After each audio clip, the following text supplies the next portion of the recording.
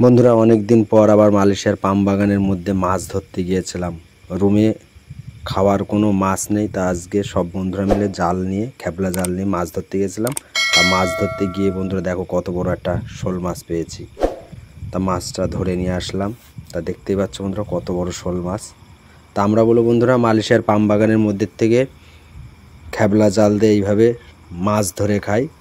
তা দেখতে পাচ্ছ কত বড় শোল মাছ।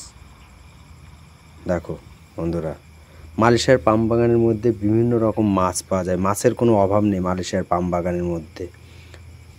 শুধু হাতে সময় করে টাইম নিয়ে যেতে হবে, জাল নিয়ে ছিপ নিয়ে গিয়ে মাছ ধরে আনতে হবে। মালয়েশিয়ার পাম বাগানে কাজে আসলে এই একটা শান্তি, এর মতন শান্তি নেই।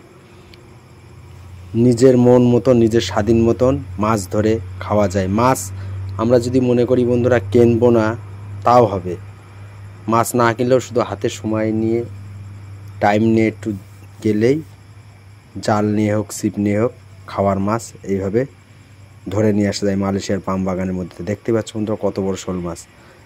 তা আমার এই ভাইটা শোল মাছটা নিয়ে খেলা করছে, মনটা ওর খুব খুশি, এত বড় একটা শোল মাছ পেয়েছে। তা বন্ধুরা ভিডিওটি যদি ভালো লেগে থাকে প্লিজ আমার ইউটিউব চ্যানেলটি সাবস্ক্রাইব, লাইক, কমেন্ট। সেই সাইজ তো